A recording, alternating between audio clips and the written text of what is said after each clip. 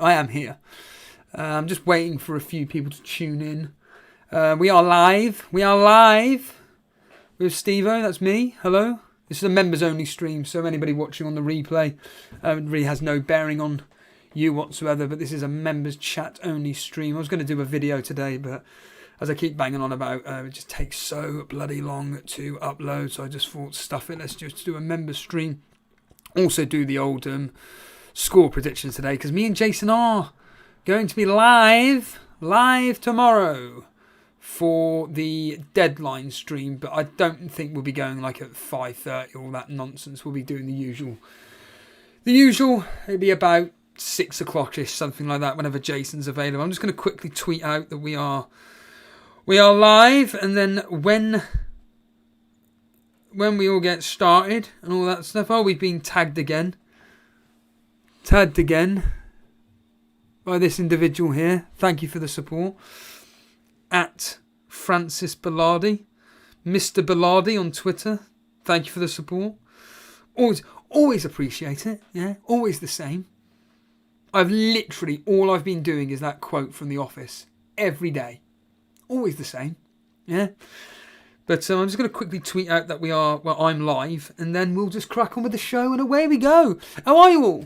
How is everybody watching? Let me know. Obviously, it's members only, so members, let me know you're getting on. Let me know you're getting on, yeah, lads. Oh, look. More bullshit from Eddie Hall. Seen that? Yeah.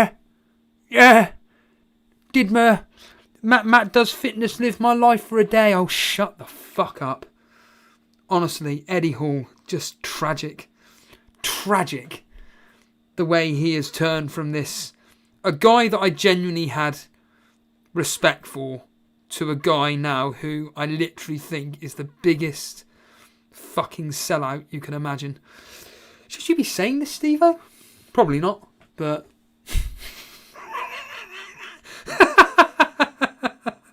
Okay, we are live. Quickly tweet that out. That's tweeted. If any members want to retweet that, by all means. I see everybody as well is using the old space. The FPL space or the Twitter space. Fuck me. You know what I'm like when it comes to things like that. I'm a complete fucking cynic, but you know, whatever. Each to their own, as they say. But up on screen at the moment is my game week 8. Is it 8, 9, 10 team? Absolutely fucking gutted that Diaz came on. I can laugh about it now because it was, a week ago? Maybe a bit. Yeah, it was one Saturday last week. And I knew nothing about the score, so I've been away for a week. I came back today to London. 4 hours, just the 4 hours to drive back. And so I came back today, but I've been away for a week, and essentially, like I keep saying, there are more important things going on in my life than, say, football, specifically fantasy football and whatnot. Obviously, I kind of keep up to date with everything, but it's just kind of like in the back of my mind, so to speak. And yeah, so Saturday, I didn't see the scores until, I think it was like 5:30, 6 o'clock-ish, something like that. And I can't even remember now. I was around my brother's, and I was like, what's the time? And he said, well, I can't remember specifically, he said it was 5:30. I was like, oh yeah, fucking hell, shit. Quickly looked at the results and I was like, 2-0. Fair enough, Man City beat us 2-0. I did know that the fact that Diaz didn't start, I did know. And it did make me laugh because I know that Andy, my best mate Andy,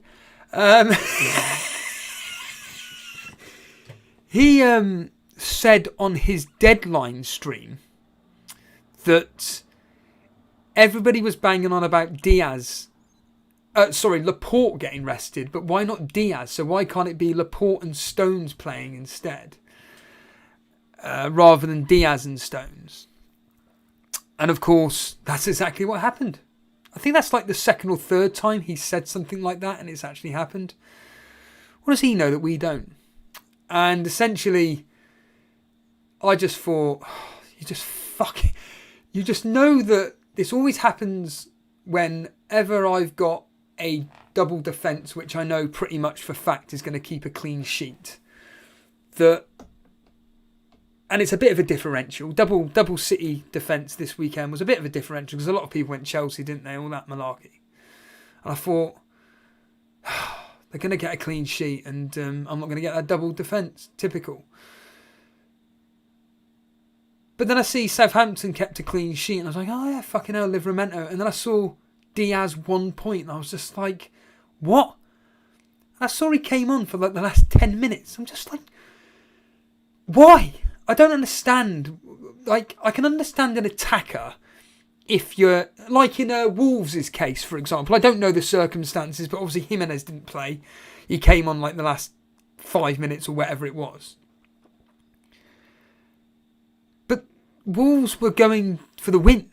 They were wanting to win the match. So, yeah, you bring on a striker, but Man City were playing Burnley. It's a guaranteed win. In fact, out of 100 matches, Man City will win 100. And they'll keep a clean sheet in 100. So, I don't quite understand why a manager could be Pep Guardiola, could be Conte, could be Klopp, could be, I don't even remember the flame, and Ronald Koeman. Bloody hell. I've forgotten his name. I don't care who it is. To bring on a defender in that game, just fucking mad. So I didn't get the Livramento clean sheet points, but don't worry, Gallagher had Arsenal. But I wasn't really expecting much. I did put a jokey tweet out, and I just said, look, have you noticed this on Twitter? Actually, I find it pathetic. I find it really sad. It's not just on Twitter. You get it on any form of social media. Some desperate piece of shit. Trigger Lips, if you're watching this, which I doubt you are because it's 4 o'clock in the... Actually, no, you wake up at 4 o'clock in the morning, don't you? So you may actually be watching this. Who knows? But, yeah, Trigger Lips, you think you go hard, mate? Yeah, some desperate piece of shit will put out some quote like, yeah, if this tweet gets, 100 likes, I'll captain Guaita, I'll captain Pope, I'll go and captain Trent Alexander-Arnold. And of course they don't just get 100 likes. They don't just get 200 likes, they get 500 likes, 600 retweets. They gain a load of followers, and it's got nothing to do with the fact that they're captaining Nick Pope or whatever. It's the fact that they're desperate for followers. It means fuck all. In the grand scheme of things, because those followers are following you for a gimmick. They're not actually following you for the sake of actually the value that you may offer to somebody, but whatever. So I've completely lost track of what the fuck I was talking about. Twitter. Oh yeah, I said on Twitter, didn't I, as a joke. I said that I'll offer somebody 100 rubles, which I believe is the Russian currency. 100 rubles is equivalent of £10, I think. So I said that if Saka scores, because I wanted him to score from a bet, anytime goal scorer bet, I wanted Tierney to get me a attacking return, assist, a goal, I don't really care, and Gallagher to get an attacking return, again a goal or assist would be great. None of it happened. We all saw what happened with Saka, which I do find quite funny because a lot of people are going apeshit about the fact that was it McCarthy should have been sent off, and to be honest with you, he didn't go out his way to kick Saka. He was actually wanting to go and kick the ball, and Saka was just there. Okay, he was there. He kicked him pretty hard, and he had to be taken off. I get all that. It wasn't a red card offence, I don't think. Not in my opinion. I think that, at the end of the day, he was wanting to kick the ball. It's a bit like with Griezmann. Was it Griezmann who was sent off for that high boot against Firmino? I'm no referee. Jason, where are you when you need you? But, you know, he was technically going for the ball. There was no malice in it, but, you know, these are the rules. But so Saka was obviously taken off. Ended 2-2. I can't fucking get my head around that. Obviously, Dan would have been completely disgusted by it. Who the hell was it? I think it may have been Trigger Lips saying about he was pretty dismayed by the fact that it ended 2-2. But yeah, Lacazette again coming in. I made this point to some work colleagues. Why doesn't Lacazette actually start? He's a goal scorer. He seems to be the only player that I seem to see that wants to actually do something for Arsenal.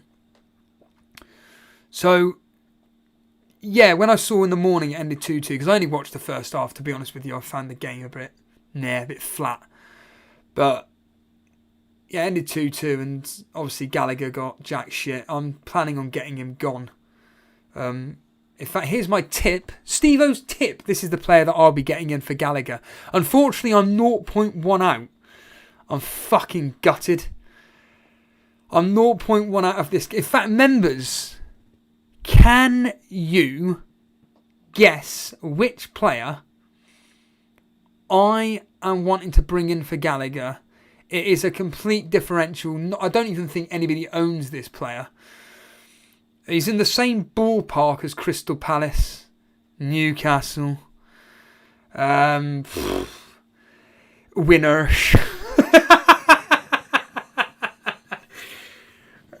You know, the crap teams. He's in the same ballpark, but I'm going to get rid of Gallagher for this specific player. So if any members watching this now, if you want to get a guess who that player will be. But, yeah, he's done jack shit, so he's going to... The players that are in my team that I'm just thinking, get them gone. Jimenez can piss off. Ronaldo... Oh, God. Ronaldo is somebody that I'm thinking...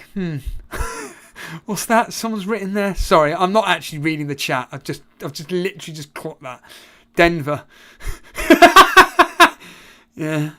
Cade, Pap, Cinnamon, Buemo. No, it's not Buemo. Differential. Nobody owns this player. Everybody owns Buemo because Mark Southerns owns him.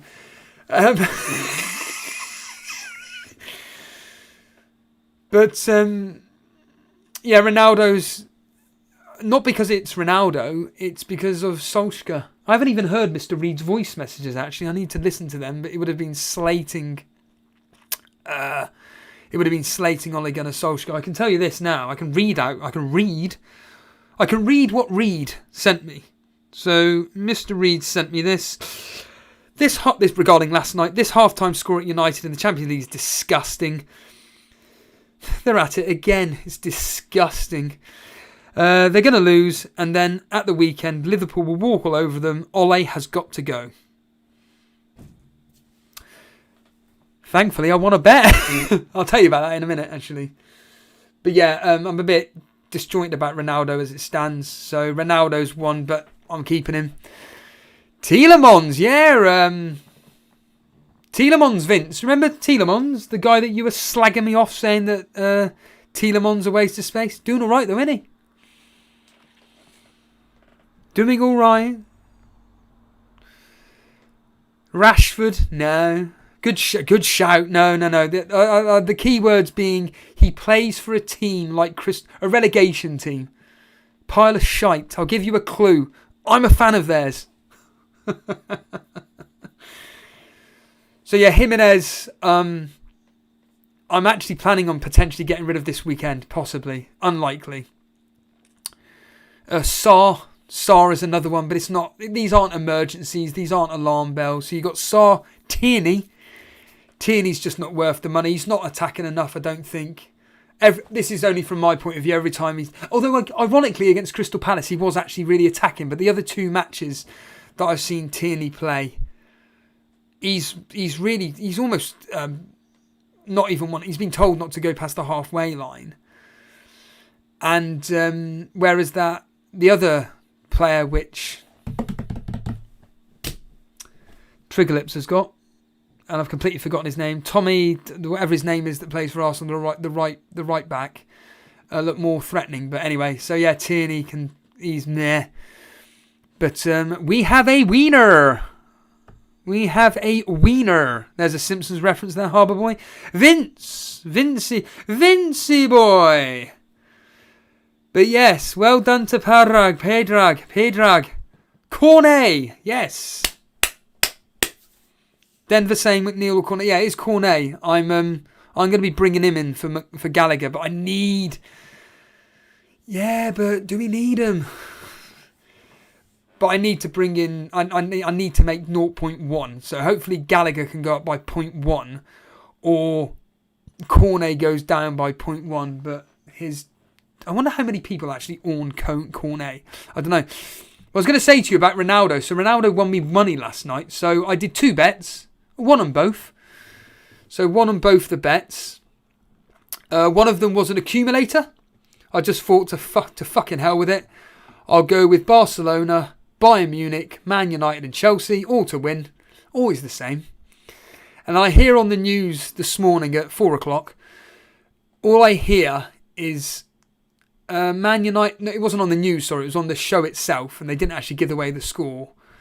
But all they said was, yes, Man United were one of 3 teams that came back from 2-0 down. I'm thinking, oh, for fuck's sake. And then I said, well, WhoScored.com are really, really good at predicting European games. Like, I mean really good. They're normally either bang on or the result is the same, but it's like...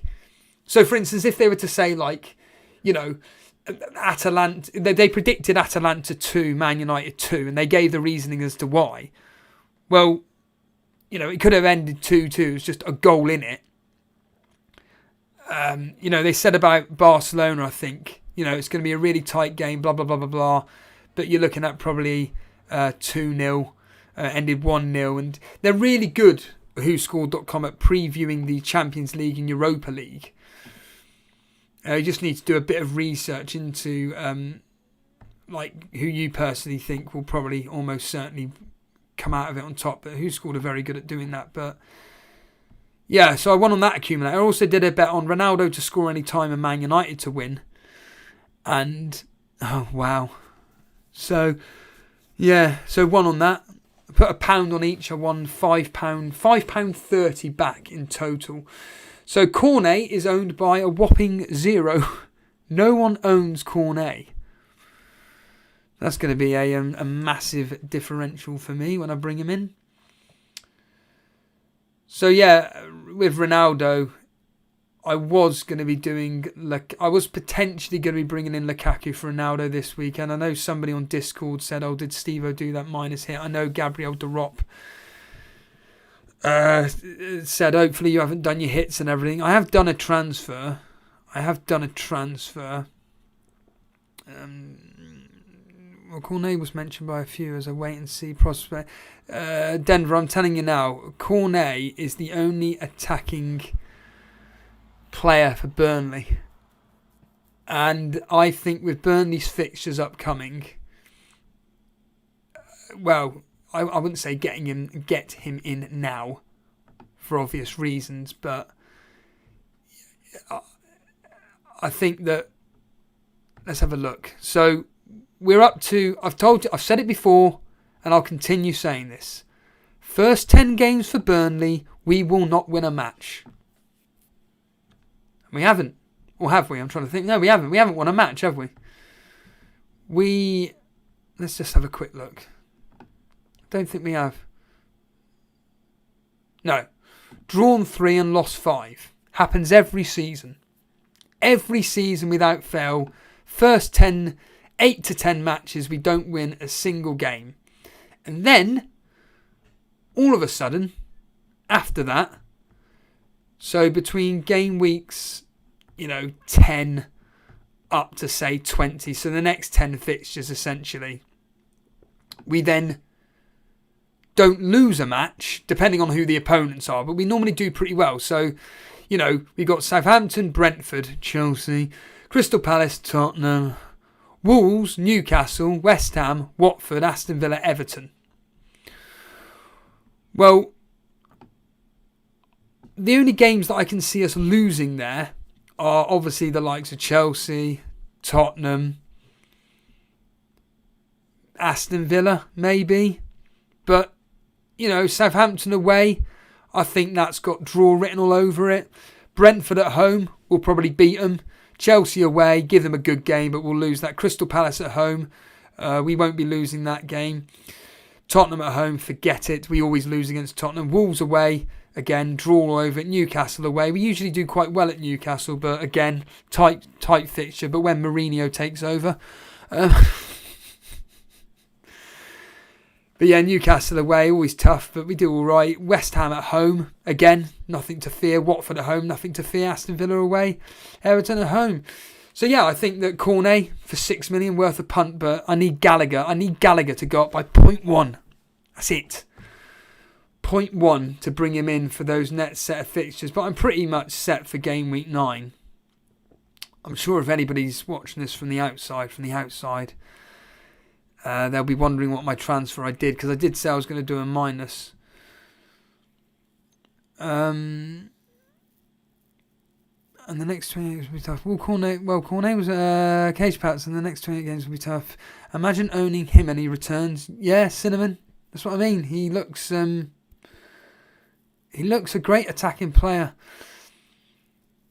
Yeah, I mean, you know, against the likes of Norwich and stuff, you know, we got a draw out of it at the end of the day. Both teams would have been happy with that. Cage Pap saying, I think Brentford will pump Burnley. Nah, they won't pump us at all. I've got more hope in Brentford pumping Leicester. I'm not joking with you. I'm expecting... Well, we'll get onto the score predictions in a minute, but I'm thinking Brentford could beat Leicester. I think that could be a really high-scoring, entertaining game. But let's just quickly show you what the team... Can you see any changes in my team now, lads? Can you see the changes in my team? There it is. There is the team that I've got. My one transfer was Chilwell. Just thought, stuff it, bring him in. I literally did it once the full-time whistle ended against... who were they playing? Who were Chelsea playing? It was someone easy. I can't even bloody think. They only won 1-0. Help me out here. Brentford, of course. How thick. Yeah, Brentford. Once it ended, I just did the transfer. Just bring him in. Obviously, he price rised on, what was it, Sunday or Monday. Alonso dropped. I'm in that boat of, well, he probably won't play against Norwich, but he was taken off last night. Obviously, the big news is with Lukaku going off with an ankle injury, which fascinates me. You know, people on Twitter are posting about, oh, well, his agent has come out and he said, well, it's not actually that bad. He ain't going to be playing on Saturday. What a coincidence. What a coincidence that Tuchel comes out and says, well, he needs a rest. Plays him last night, he gets injured and he's guaranteed a rest now. I'm not a conspiracy theorist, but you had Werner obviously going off injured as well. I don't know the extent of any of these people's injuries, but I said to Triggerlips actually on Twitter, because he mentioned about Lukaku and are we in doubt about him playing and whatnot. And I said to him essentially that, to be completely honest, unless... I can see Chelsea doing a rotated squad. They got a big enough team to beat Norwich anyway, to beat them. Whether that's 1-0, 2-1, 5-4, they're going to beat Norwich. Norwich are fucking useless. I just realised I could swear. They're useless. So I'm going to be predicting, I think, 1-0 for that game, maybe 2-0. Lino, if you're listening. Congratulations to Lino, by the way. Lino, top of the score predictor game. He is phenomenal. I private messaged him, actually. I think I put it in the score predictor Discord chat as well. But when I look at Lino's predictions, they are very, very, very similar to mine. There's the odd difference here or there. Just the odd one. So like out of, say, 10 score predictions, 7 of them, maybe 8 of them will be identical to mine. The only difference is that Lino's doing pretty well with his player predictions. I was very happy with my Kane one, actually, this particular week that's just gone. Kane coming through with his, 12 points in the end? I just predicted 6. Fernandes, I'm always predicting Fernandes an assist. I always just put 5 points, but it was Ederson. I had Ederson in goal, but obviously it was this Stefan that played, and I had Diaz. Fuck's sake. So, you know, it was a toss-up who to choose. Well, it wasn't even a toss-up. I thought Diaz was the guaranteed starter for City. And of course he did. The 2 City players that are guaranteed starters don't play, for fuck's sake. So I missed out on 12 points, which fucked me off. But I'm 18th in the score predictor game. But whatever, you know. Yeah, so I like I always say, I like my prediction. I know there's a lot of familiar faces in the score. I can't even get it up on the screen. I'll have to do it on my phone. But there's a lot of familiar faces in the score predicting game. But going back to Chelsea, like, you know, Chilwell came off last night on the, what was it, the 68th minute or something. Ironically, Alonso replacing him. Hello, Nick. So I would expect Chilwell to probably start against Norwich. Denver saying, my rank was better when I followed your score predictions instead of my own. Copy and paste to FPL rank will increase. Well, it's the only thing that I do. Like, I keep saying this. I mean, I'm happy. I'm happy with my decision making. This is the thing that I think for me this season, although my overall rank, as you can see up on screen, is shit. I'm not going to deny that. If my captaincies, look, we can all say with hindsight now if my captaincy brought me in a return, but like let's take my captaincy picks. So the captaincy for Ronaldo versus, this is game week 7 versus Leicester, where he was, where they lost 4-2. And I'm reading the wrong thing here. Sorry, it was Everton. My apologies. Always the same.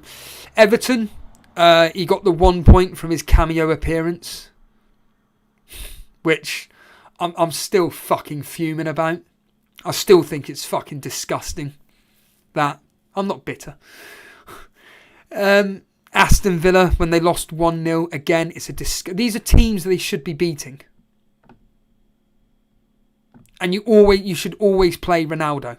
I don't give 2 fucks if he needs a rest. He doesn't need a rest. He will tell you when he needs a rest, and you listen to what he says. And when he needs a rest, it's when you're playing the likes of, I keep using this example, Wimbledon in the FA Cup. When you're playing Norwich in the Carabao Cup. Whatever. You don't fucking rest him in a must-win game against Everton, and you do not rest him in a must-win game against Aston Villa. And you didn't rest him against Aston Villa. Your tactics were just shit. You just lost to Aston Villa. Whatever. Point we're standing is that Ole is a fucking waste of space, and they're not using Ronaldo to his best ability. There's no service. As Jason says, as Mr. Reed says, as any Man United, Matt Goldbridge would say, there's no service to Ronaldo whatsoever, which I don't understand. Because when I watch Newcastle, for example, when I watched that game against Tottenham, just give the fucking ball to St. Maximin. I don't care where, like Barcelona used to do with fucking Messi. Like that fucking Harvey Elliott was doing in that match for it's not like I'm bitter. Like Harvey Elliott was doing with Salah in that match against whoever it was. And it didn't matter where Salah was on the pitch, it just passed to him. It drove me up the fucking wall. But whatever, you know, just give St. Maximin the fucking ball. You know, you give Ronaldo, wherever Ronaldo is on the pitch, just give him the fucking ball. Same with Traore of Wolves, just give him the fucking ball. Probably going to be the same with Cornet.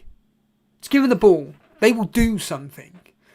And the reason why they do something is they're the only fucking key players to the squad that will actually do something to make things happen. And there's a very good chance they'll score. Nah, just don't worry about St. Maximin. Give it to anybody but St. Maximin. Or, Traore is a different kettle of fish. But, you know, you almost build a team around one player almost, especially when they're of the highest of quality in that. It's like the big fish in a small pond, like Jack Grealish at Aston Villa. I'm not suggesting that he's doing bad at Man City. He's doing exceptionally well at Man City, but from a fantasy football perspective, the returns aren't that particularly great. Let's be honest here. In 5-0 victories, 3-0 victories, whatever, he's getting an assist, maybe a goal. It's just disappointing from a fantasy perspective. But I just can't get my fucking head around like these managers who they've got these star players and yet don't take advantage of how fucking good they are. Can't remember even why I brought that up now, but Ronaldo and my captaincy blanks. So let's just say, for argument's sake, in each of those games, Ronaldo got a goal in each of those games. So rather than getting 2 points and 1 point, I'm getting 12 points each. That's 24 points. I may be, so that's 24 points on top of 83. That takes me up to roughly 500 points or whatever. I'm not like pissed off with my rank. It's just the unfortunate of real life football. I remember James from Planet FPL always used to say words to the effect of, your decision is your decision. You've come to that conclusion. Whatever happens, happens. And that's kind of my thought process now. Whatever fucking happens, happens. I can't fucking change it. So I'm kind of like calm about that. And obviously last week with the Salah captaincy and stuff, I'm happy. And it's kind of similar with this week. I'm not really going back to Trigger Lips after about half an hour of going on a tangent. Going back to what I was saying with Trigger Lips with Lukaku, this is prior to him being injured. I said, look, if he does get a rest against Norwich, unless they're chasing the game and they're 1-0 down, Chelsea are 1-0 down, and there's still 15, 20 minutes to go, you bring Lukaku on. But the reality is that you've got a big enough squad where they should be winning 2-3-0 and Lukaku won't be needed. He gets his rest. Done. Happy fucking days. In the back of my mind, if Lukaku's fully fit against Norwich, reality being, it's like Andy said on his knee-jerk stream. People were saying, why are you captain Lukaku for? He just makes the valid point. It's Norwich at home. He's got the best fixture this weekend. I don't give a he didn't say this, but he didn't say these specific words, but I don't give a shit if it's a lunchtime kickoff or not. It's Norwich at home. The captaincy's on him. Done. Happy days. Move the fuck on. Yeah. If I had Lukaku, I'm captaining. This specific game week, as you can see up on the screen, I'm captaining Salah. Because in that team, I personally think he's the best option. He's a freak of nature. He's a world-class player at the moment. He's in form. He's happy. He's wanting to score goals. He's up against a fucking Man United team that are a shambles. But we've been a bit... I've said it to Mr. Reed 1,000 times. I've said it to Jason 1,000 times. We've been here before, haven't we? Last season. The season before that. The season before that. Liverpool are scoring goals for fun. They're beating everybody in sight. Play Man United. They lose. And then whoever's in charge... Oh... Don't worry about what's happened before. We've just beaten Liverpool. Who cares? And it would not fucking surprise me if Ronaldo comes in, pops up with 2 fucking goals, Salah with another blank. Or from my perspective, a blank as a captaincy because I've captained him. So, I'll be sticking with Salah. I'm happy with that particular move. I'm not going to be bringing in Lukaku now. My plan -8 at the time was to be doing... So Chilwell was in. That was done. But to go a bit mental and have both Werner and Lukaku for Jimenez and Ronaldo. However, I said to myself, well, I don't think that... for a -8, it's going to be worth it. That would require Norwich to probably lose 3 or 4 and Werner to both get... Werner and Lukaku both to get, a minimum of a double-digit haul each. or one of them to get a double-digit haul, or more specifically, both of them to get attacking returns to make it pay off, and then, Ronaldo and Jimenez not to do anything. And then I just think to myself, well, is it worth it? No. Chelsea aren't really in form at the moment. In fact, I've just seen someone, I apologise. Again, I'm not looking at the chat. Someone said about Trigger Lips here, and I've completely... Oh, yeah. Denver's saying, to be fair to Trigger Lips, he did call out Lukaku as a waste of space. Yes, he did. He did. He did say that really he's not looking at it at the moment, and it's a bit like for me when it comes to, say, Tottenham. Yeah, great, they beat Newcastle 3-2. They weren't that great. They didn't impress me. If I'm honest with you, it's the classic thing of they took their chances. They controlled the game. They were always going to win it. Once they got that second goal, there was no turning back. But I wasn't like, fucking, oh, well, Harry Kane's looking good. Son's looking amazing. I better fucking... No, forget it. Not really fucking fussed about them. So, it's the same with Werner and Lukaku and Chelsea in general. Are they really that great? Where I think to myself, this is prior to last night, I'm not thinking to myself, fucking, oh, God, Lukaku and Werner have just scored a goal each and got a couple of assists in this 4-0 thrashing. Nothing happened. They won 4-0 to Jorginho penalties. Again, I haven't seen any of it. It doesn't really interest me specifically, but... And I look at Ronaldo against Liverpool. Like I said, tough game, but is it really worth a -4? Not really. Jimenez against Leeds. Leeds, fucking useless. Leeds away. I am tempted, because the other thought process was forget Werner. Still bringing in Lukaku it was, but Jimenez out for Iheanacho. Iheanacho to come in for Jimenez. But again, I just thought, well, they're away at Brentford.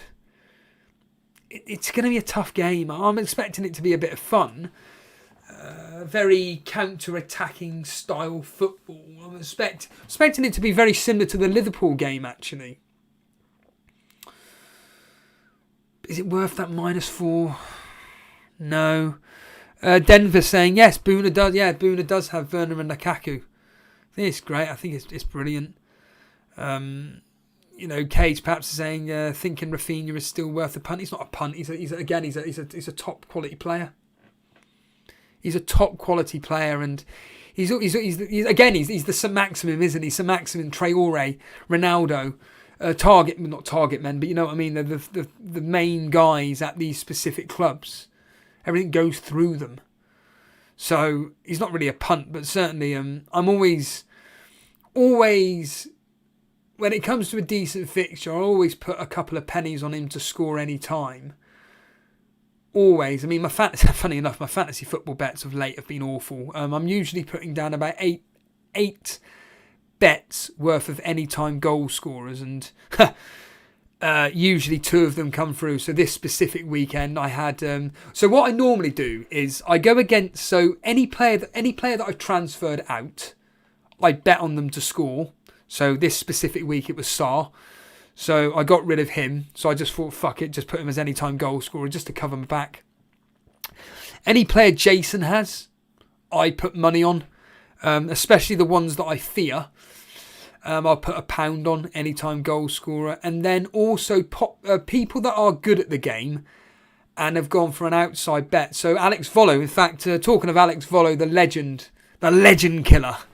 Alex Volo creating the thumbnail. He's doing exceptionally well this year. And he went with Mahrez captain. I saw number 16 in the world. He had captain Mahrez, and I thought, fuck it. Up against Burnley, why not?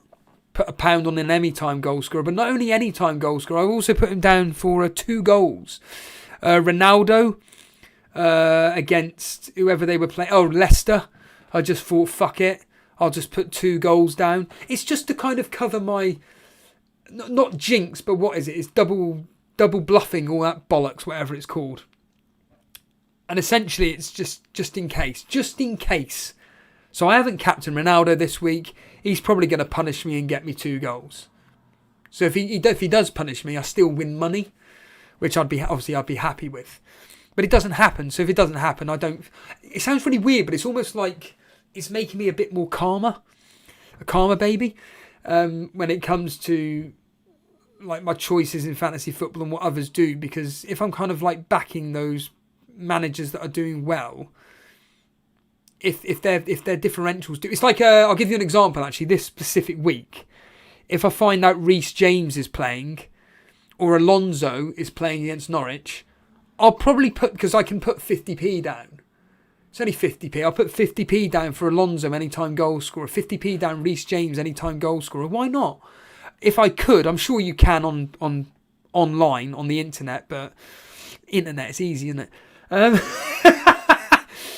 Have you used the internet before? Yeah, it's easy, isn't it? All you got to do.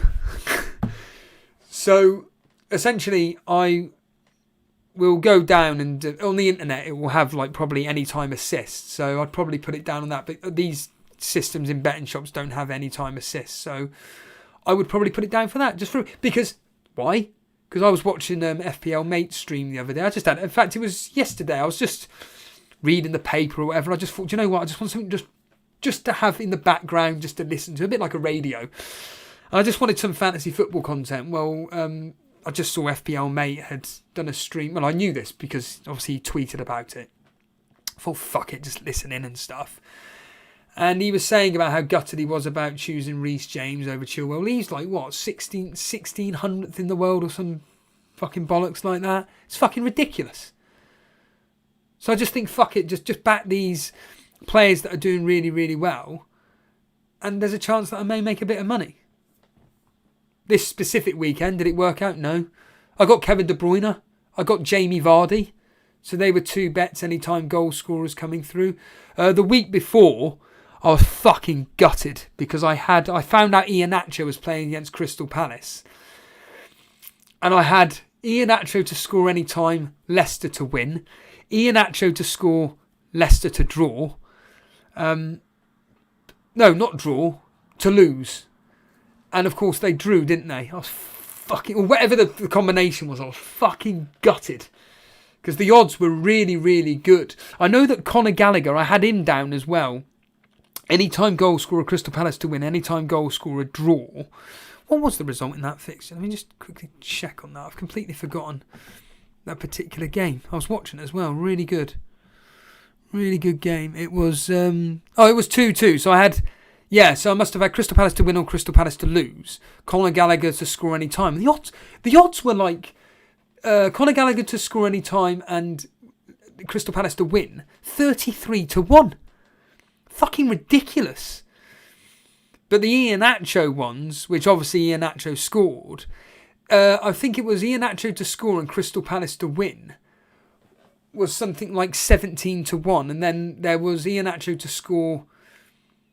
But I didn't put this one down. But Iheanacho to score any time and for Crystal Palace to and Leicester to draw was something like 20-1 or something. I can't remember now. But obviously I didn't get that specific bet in, unfortunately. But the bookmaker actually did say to me that, look, you're better off if you're pretty confident in the actual outcome of the game.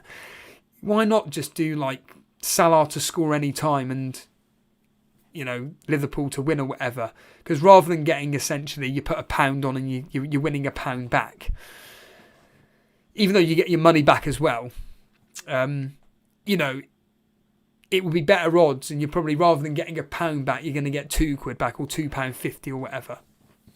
So I kind of took him up on that. So I'm kind of delving into that. But yeah, I'm kind of like enjoying the fact that I'm betting these fantasy football bets I'm doing. And I'm kind of essentially, like I said, I'm doing okay at them, but it's kind of like for every 8 ones that I'm doing, I'm only winning on 2 or 3. I'm losing by about £1, £2 out. And then I'm kind of like breaking even, really. And we all know, I mean, Paulie, if you're watching, you know, a lot of it is, if you do bet, you're lucky if you're flaming come out with a profit, although Paulie does very, very well. Morning, Natasha. Brian saying could be some goals in Leeds versus Wolves. No. Who's going to score for Leeds? Who's going to score?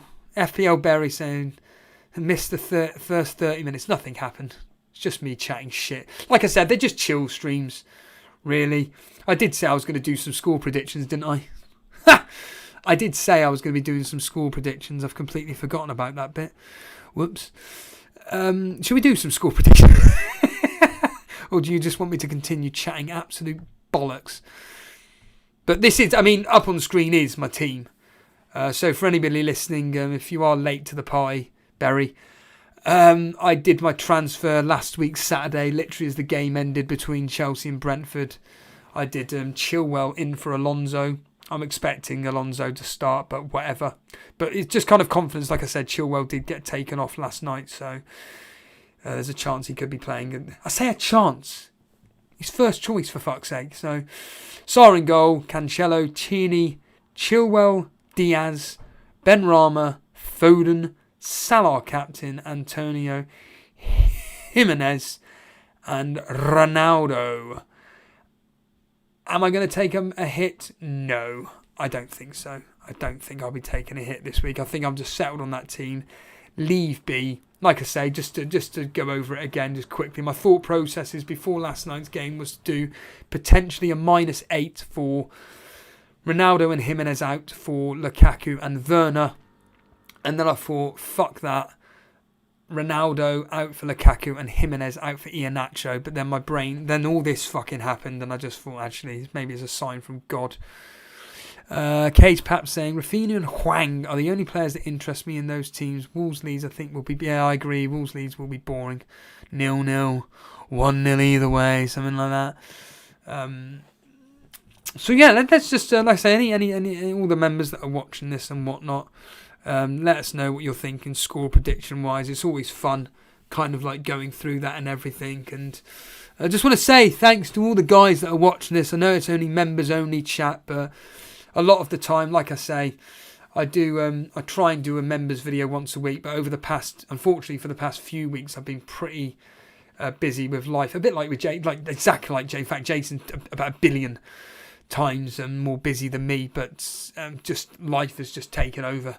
It's like I've been having some very, very serious conversation with Dan about the channel, and to be completely blunt with you, my concluding thoughts on it are, I'm just happy that we've got you diehard fans that are just willing to sit and listen to what myself and Jason have to say. It's a hobby that we take very, very seriously.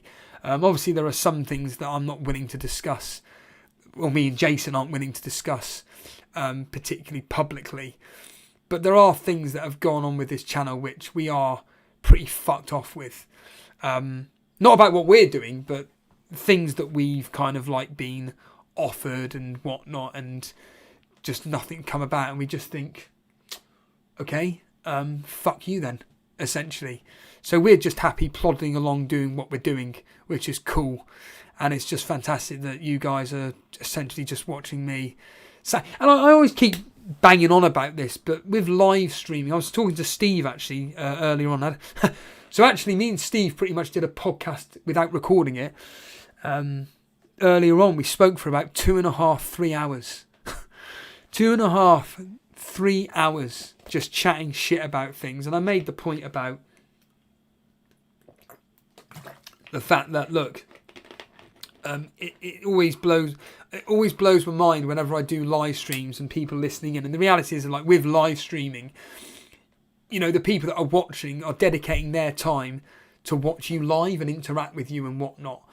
And I always find it fascinating, like, from my perspective, whenever somebody's live, like take Jason as an example, or Andy, I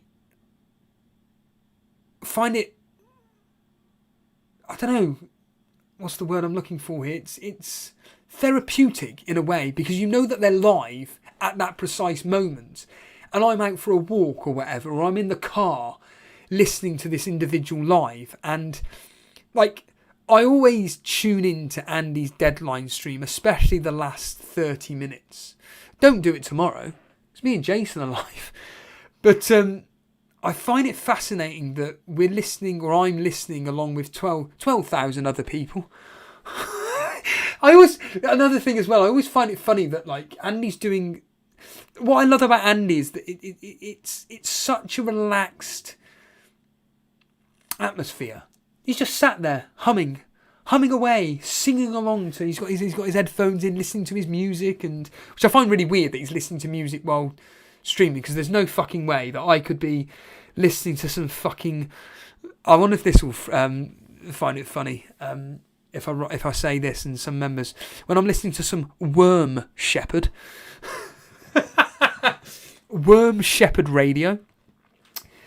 If I'm listening to some Worm Shepherd radio, and there's no fucking way in hell I'm listening to that, and I'm going to be, getting a load of people doing their super chats, and I'm having to genuinely give them my honest opinion about their question and give them some feedback while I've got some fucking orc squealing down a fucking microphone.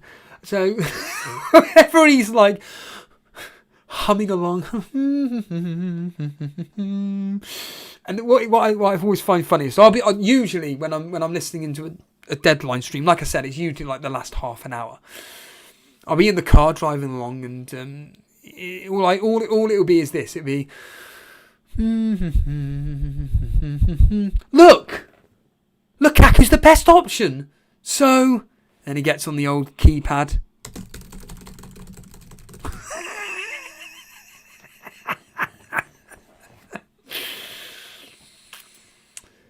Thanks, Phil, for the super chat. It's just it fascinates me, because, like I said, it's live, and what that person's doing at that precise moment is happening there and then. It's why, like, I keep banging on about, without going off on a tangent again. Me and Dan I'm always telling Dan about, like, and especially Jason, I'm always saying, like, look, the thing that would, really kind of like, not necessarily help us grow, I'm not suggesting help us grow, but kind of like, get, without sounding like a pretentious arsehole, kind of like get our name out there is by you guys just clipping the show. So, for instance, if you see something funny that Jason does or something funny that I do, just rewind the show back by 10 seconds and clip it. It's why I try and do it every Saturday PM, 3 PM kickoffs, because it's no coincidence that essentially when I'm live with Jason, when me and Jason are live and a goal goes in, there's that natural reaction, whatever it may be. Jason's distraught, Jason's happy, Steve-O's distraught, Steve-O's happy, whatever it may be. Clip it. I just try and clip it. I just rewind it back, clip it, put it out there, hashtag it, all that bollocks. And it's no coincidence that because I'm putting the link into the tweet as well to the show, our ratings go up. It's really cool. And we're seeing like a lot of new subscribers here and everything. But, we always make this point that, look, like, you're going to be in for a roller coaster watching this stuff. And like I say, you guys watching this, like I said to you, with you guys watching this, it's just fantastic that we've got this hardcore audience that are willing to be part of this at the moment, especially you members at the moment. It's great to have you guys into. Like I said, I'm not really interacting, ironically, with the stream and everything. But Natasha's saying Andy's a multitasker, and how he keeps up with the questions on his live stream is mental. It's not particularly difficult. Well, it is difficult, obviously, and the reality is like when you've got, in his case, we're talking like even when it was 5,000 people watching him, getting a super chat once a minute, say, it's not too bad.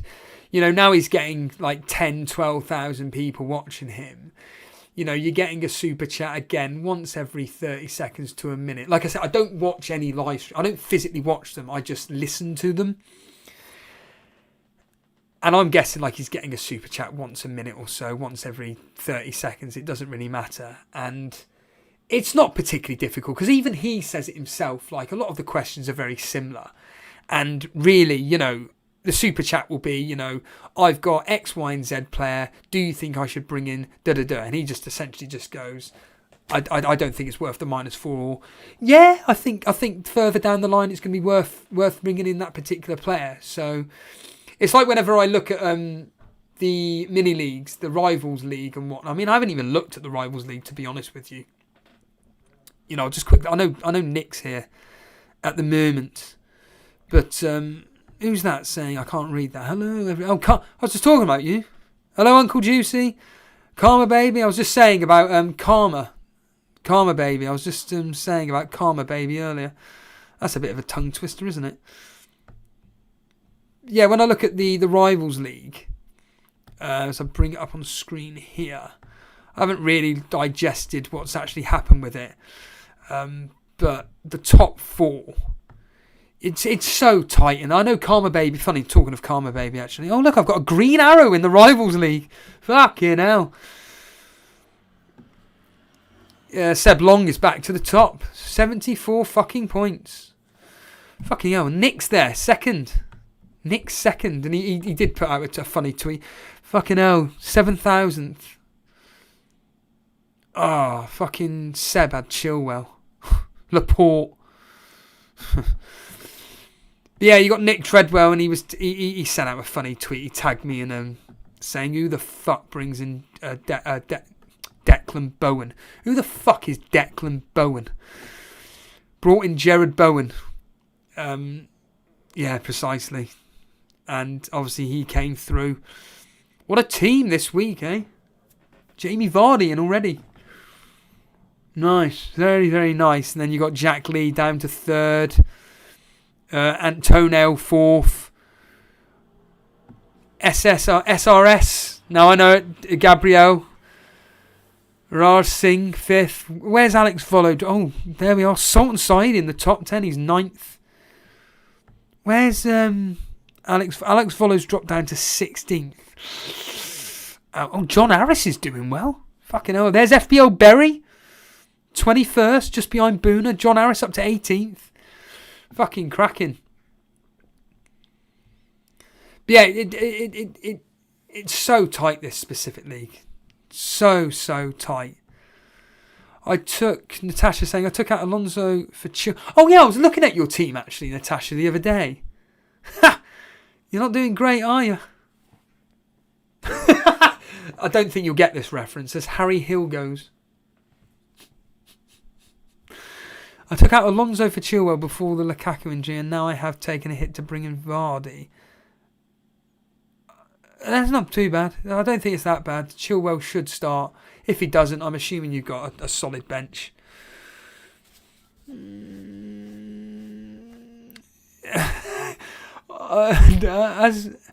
we as Elite FPL branded the AEW Wrestling Rebels as opposed to main WWE? Yeah, it's very good.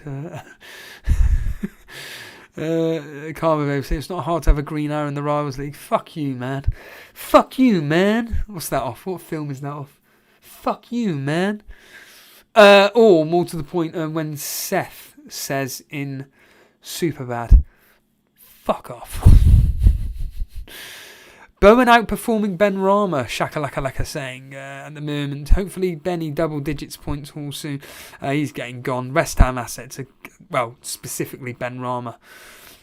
He's going to be getting gone very soon. I think he will be. He will definitely be gone very, very soon. Still have Ailing on my bench. God, Jesus Christ, Ailing. Ouch. Oh, fucking hell, we're an hour into the show, and I still haven't done any score predictions. So, let's go.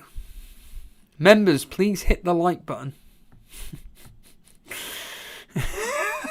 This is the irony, Denver. It doesn't matter, because it's a members-only chat stream, so... you should be saying if you want to become a member. But, in the words of Mark Sevens, well, no! No, that's Dan, I suppose. Mark's, yeah, well, yeah. Was that Bilal? Remember Bilal? I'm always right. Yeah.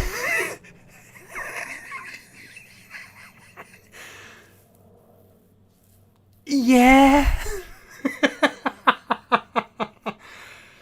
Fucking hell, 5 in the evening. I should be in bed. But no, let's get on with the score predictions, shall we? Anybody in the chat, any members in the chat, if you want to give your predictions on the score lines, this specific game, let us know. Like I say, me and Jason are going to be streaming tomorrow. Follow us on Twitter for exact details when, but it's probably going to be 5:30, 6 o'clock. We'll find out what Jason's doing. Obviously, he's got a few issues in his specific team. But I've got the old website up to look through. This is all live, by the way. So I haven't done any research whatsoever. This is literally my research. So we kick off with Arsenal versus Aston Villa. Tough. It's obviously at Arsenal at the Emirates. Aston Villa, you know, when I look at their results of late, when I bring it up on my screen anyway, it's not looking good, Karma Baby. So, going in chronological order, you lost to Wolves 3-2, lost to Tottenham 2-1. You got that result against Man United. Drew with Chelsea in the Cup 1-1. Beat Everton 3-0, but you lost 3-0 to Aston Villa. So results, you know, if we're going to, you know, taking out the account that Chelsea beat you on penalties. So it's a loss, win, draw, win, loss. Arsenal, on the other hand, their previous 6 results, unbeaten. Drew against Crystal Palace, drew against Brighton, 3-1 against Tottenham, 3-0 against Wimbledon, 1-0 against Arsenal, against Burnley, 1-0 against Norwich. It's going to be tight. I'm expecting this to be really tight. Here we go, Mr. Reed. 1-1, 2-1 either way, something like that. Let's just see what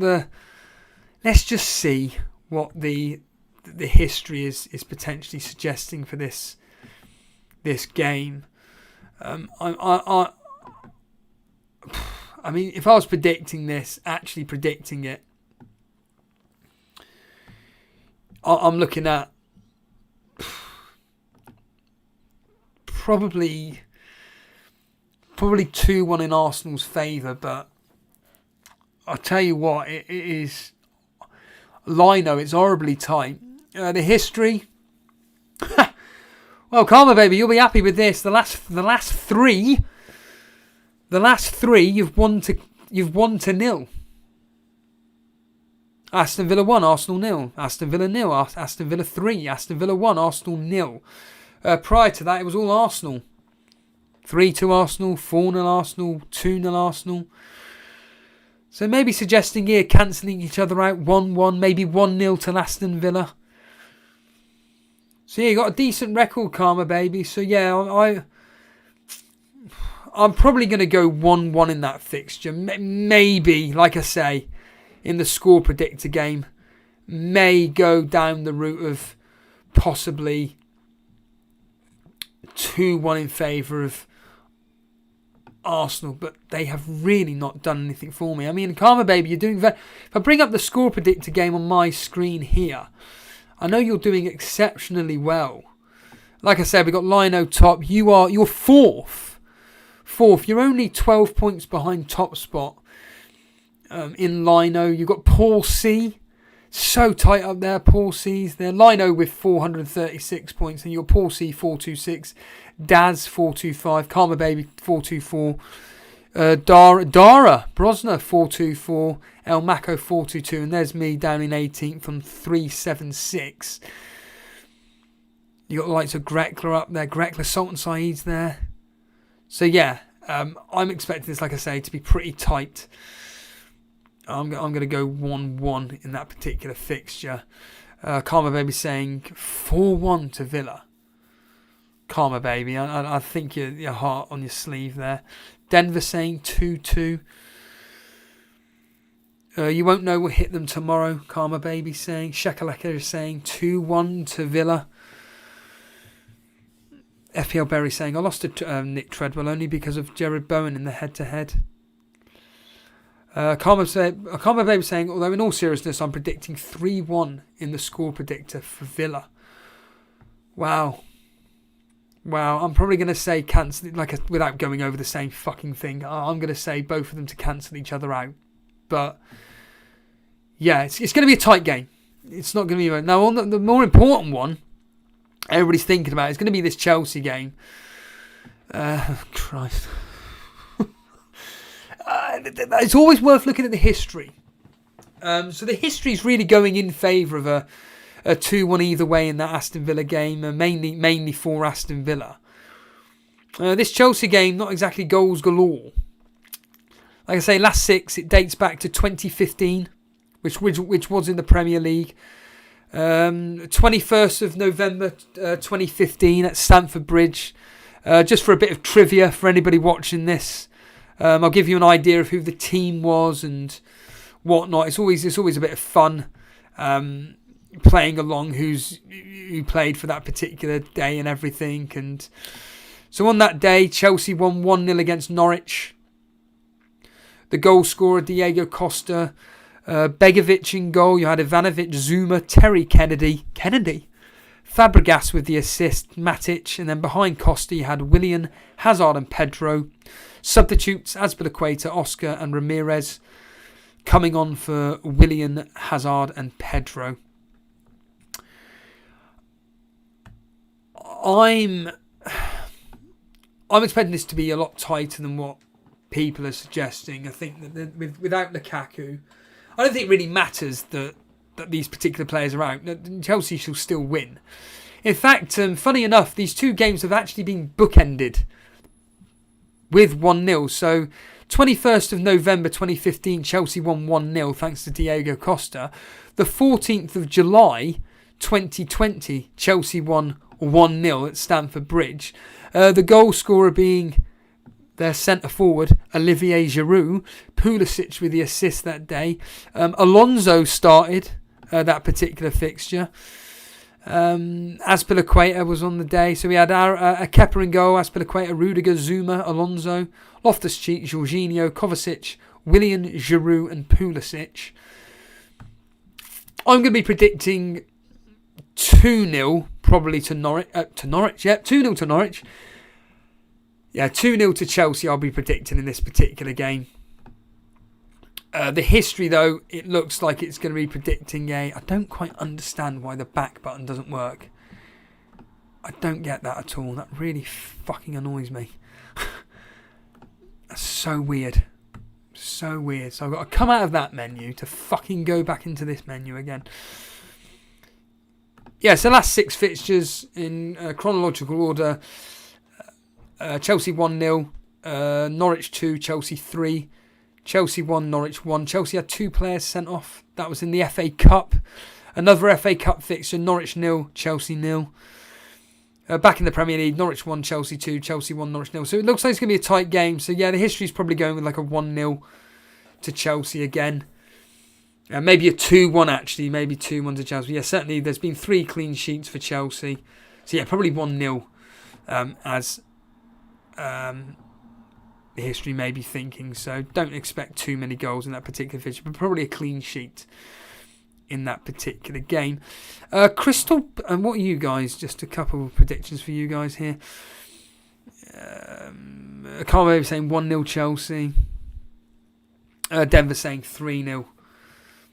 3-0 to Chelsea. Yeah, 2-0, 3. I can't quite see it myself, but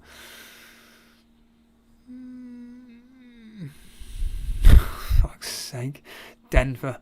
Beef between Andy and Ben Dinnery. Forget it. There's no beef. Well, I haven't seen it. Don't be silly. Crystal Palace Newcastle. Again, tight game.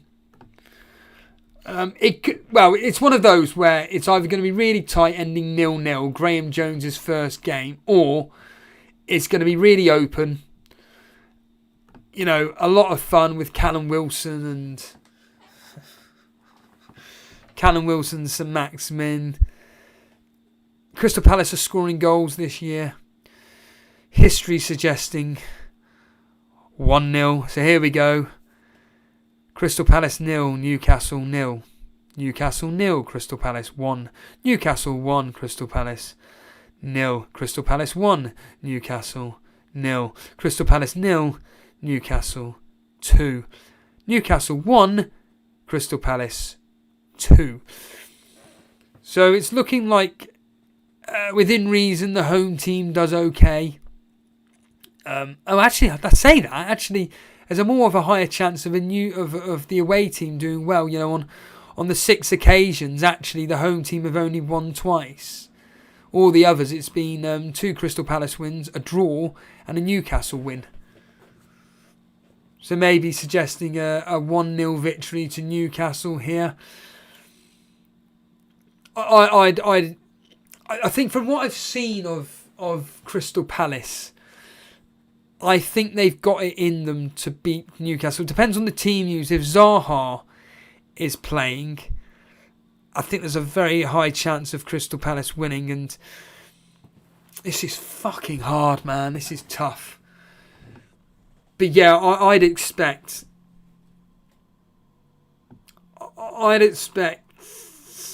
because it's a Crystal Palace, do you know what? I'm just going to quickly look at the current.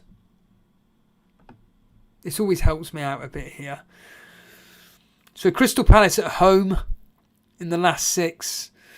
2-2 with Leicester, 1-1 with Brighton, 3-0 against Tottenham.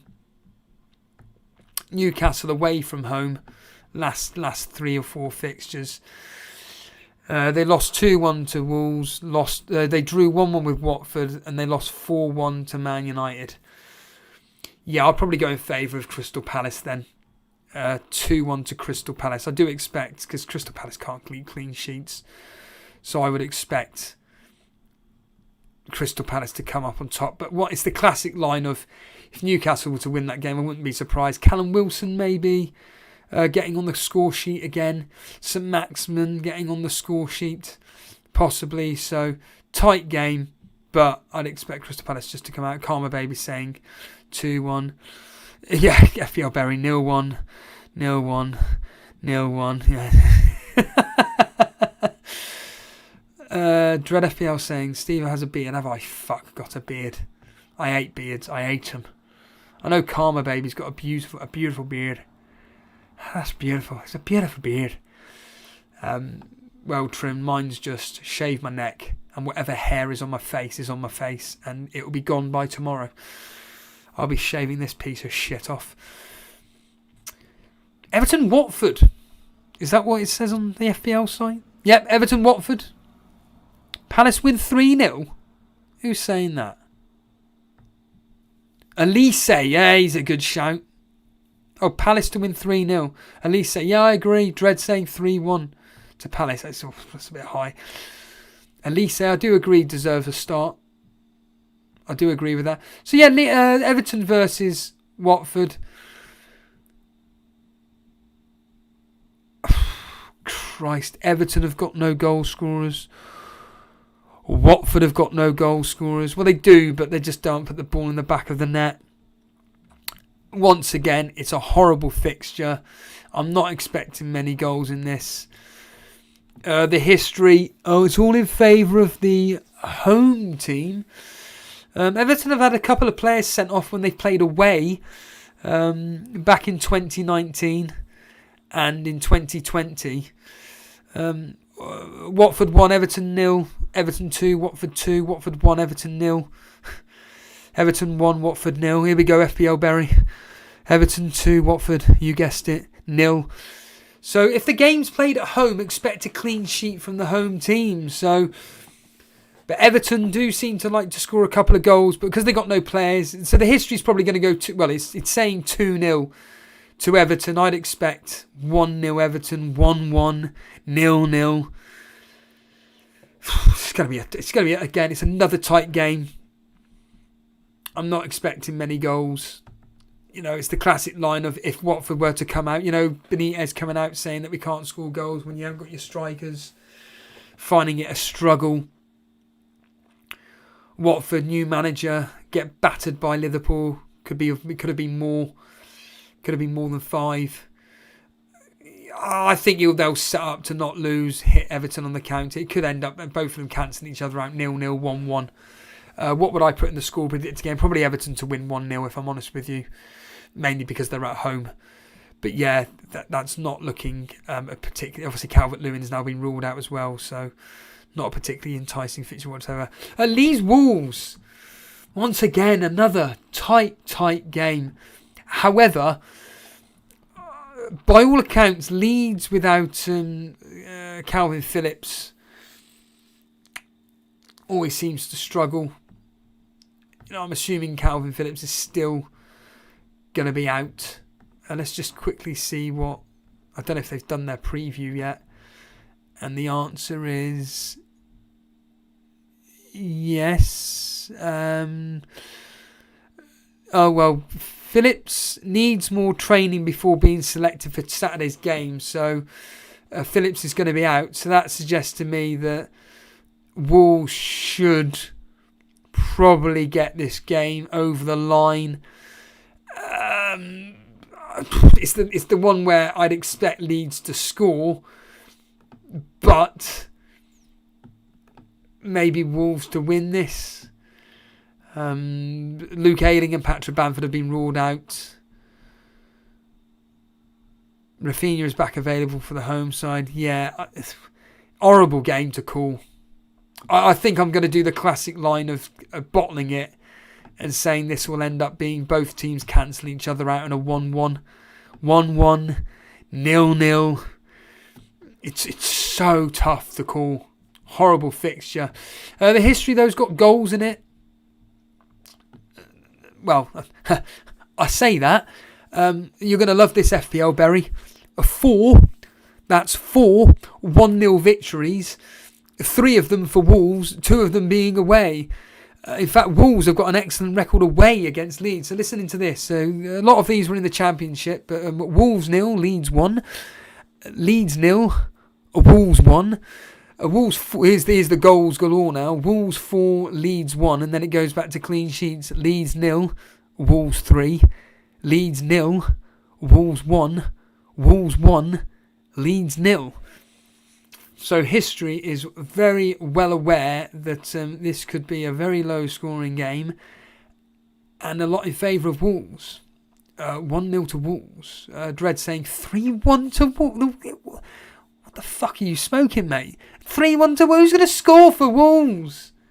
Jimenez. Waste of space. Hwang. He's doing all right. Traore could hit a barn door if it was stood in front of him. Could you imagine that? 1-0, 2-1, all in favour maybe of Wolves. But yeah, tragic game really. Absolutely tragic. Another fixture. God, all these games are fucking shite at 3. I really do not think that me and Jason will be doing a 3 o'clock kickoff. I'm sad to report on these games. I'm probably going to make it quite clear to Jason that I do not want to be doing 3 o'clock kickoffs for these games. You know, like a goal in it between Crystal Palace and Newcastle, a goal in it between Everton and Watford, a goal in it between Leeds and Wolves. Southampton, Wolves, you guessed it, a goal in it. Terrible, terrible, terrible fixture. Southampton picking up their first win this season last week. They don't exactly inspire any confidence whatsoever. Yeah, it was against Leeds, wasn't it?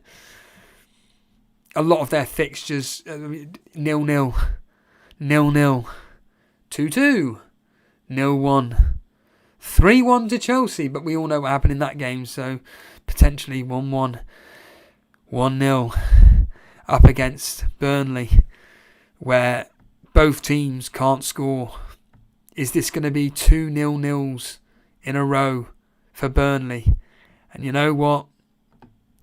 I would not be surprised. The history is suggesting maybe a high scoring. You got 0-0, 1-1, 3-0 Burnley, 2-1 Burnley, 1-0 Southampton, 3-2. If I'm predicting this game, I'm probably going to go in a draw, maybe 1-1. Like I say, there's only been a couple of draws in the last 6. And they were back in 2018-2019 season. So since then, you've got 2 home victories, Burnley and then Southampton. And then prior to that, Southampton and Burnley away victories. I'd probably go in favour mainly because Southampton are at home 2-1, but I think they're just going to be honest, I think they're going to cancel each other out in this particular fixture. Let's just quickly see what Who Scored are saying for their particular preview. Southampton picked. Southampton won both home and away last season. They're saying 1-0 to Southampton. Yeah, again, horrible fixture to call, and I'm probably going to sit on the fence. I may just say what I've just said, maybe 0-0. I mean, if Burnley were to win, I'll tell you what, if I may even put a few pennies on Cornet to score any time. Why not? But, you know, Southampton are pretty solid defensively, and, you know, could Livramento again get that other clean sheet where, again, for 4 million or whatever he fucking is, bargain. So yeah, tight game. Brighton Man City, I'm expecting this to be another tight fixture. Although you look at the results, and my goodness, have Man City had some fun? Man City in the FA Cup back in 2019, 1-0. 4-1. 4-0. This is all in favour of Man City at the moment. 4-1, 4-0, 5-0, 1-0. And then Brighton beat them last season 3-2. By all accounts, a very exciting game. I'm expecting this to be really tough, and despite Man City keeping 4 clean sheets out of the last 6, I'm expecting Brighton to score in this fixture. Although it's the classic line from me where actually they've got no goal scorers. There's no one there to score goals. And I think that this will be tight. When I initially saw this game, I thought 1-0 to Man City. In the score predictor game, I'm probably going to go 2-1 to Man City. I see a few people are considering Kevin De Bruyne, getting rid of Ronaldo, Lukaku. Armstrong, get him gone. From what I've seen of him, fucking hopeless. Shakalaka. He's too far out on the left. He's not central enough for me. So I would be getting him gone anyway. But yeah, I'm expecting this to be a very tight game. 1-0. Essentially a goal in it. I'm not expecting a high scorer. And yeah, I just think Man City will do a professional job. 1-0, 2-1, 2-0 even. Maybe, you know, they're 1-0 up, and then the last 10 minutes someone pops up and scores a goal. So yeah, tight one, that one there. Brentford-Leicester.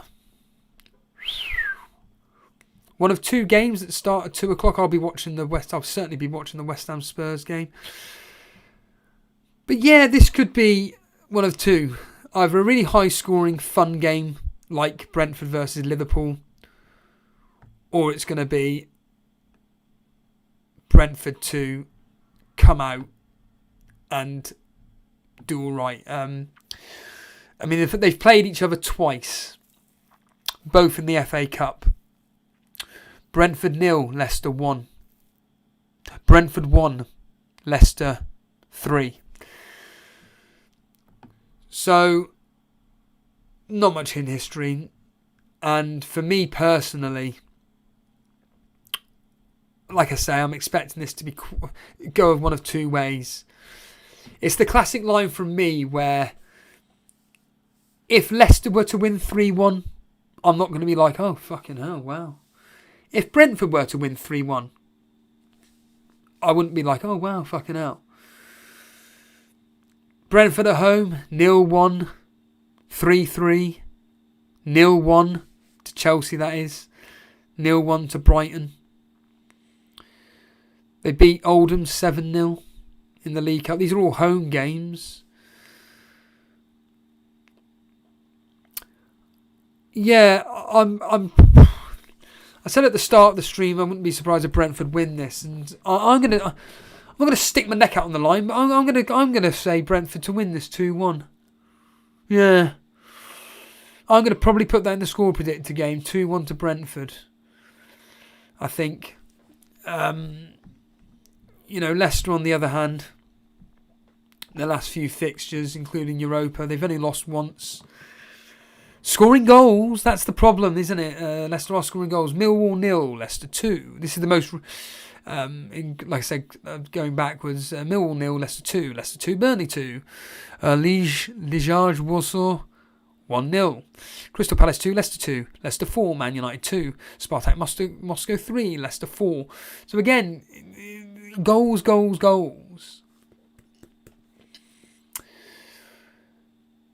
But they can score as well, so it could be a high. Like I said, this is another tough game to call.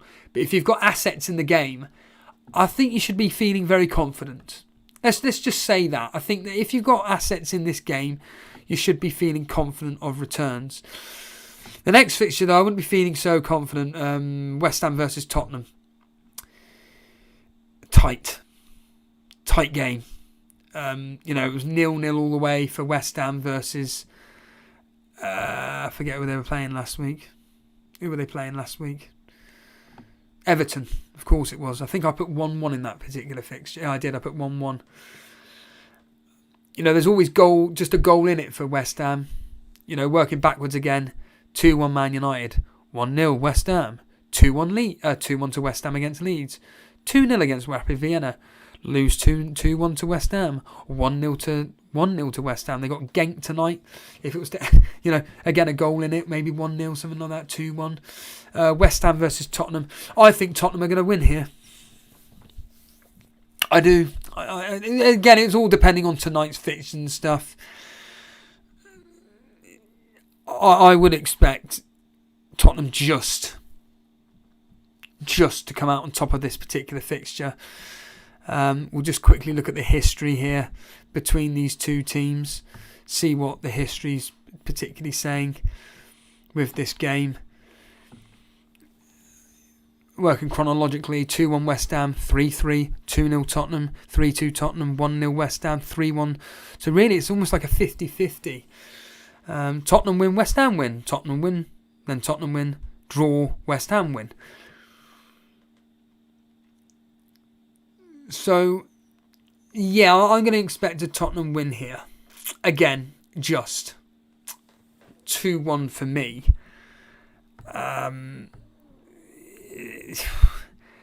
It's going to be a classic one of who's got the more informed players. I mean, obviously the two players a lot of people have got, Ben Rama and Antonio last week. They came out on top with a whopping 70 shots between them. Were any of them on target? No. They seem to have been aiming for Everton's top tier stands. Antonio obviously getting a yellow card as well. But yeah, like I say, it's all depending on tonight's game, who plays, who doesn't, etc. But I think Tottenham nick it, Justin.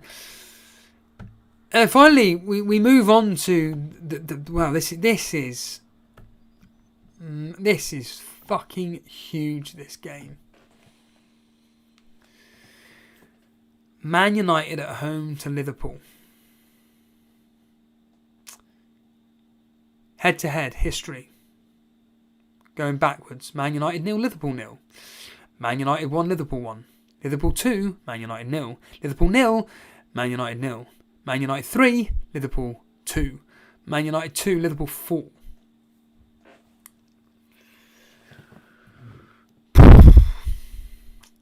The way United are at the moment, that 4-2 result that happened on the 13th of May this year. Dread, I know you're listening. Well, I'd like to think you're still listening. This is what happened on that day. Firmino, 2 goals. Salah, a goal. Jota, a goal. We had Rashford and Fernandes scoring. If this scoreline was to happen again, would it surprise me? No, Liverpool can't defend. I know people say, yeah, but Steve-O, they've had X amount of clean sheets in the last few games. Yes, But, as I keep saying, if the team had their scoring boot, the team that they play had their scoring boots on, Liverpool would be conceding at least 2 a game.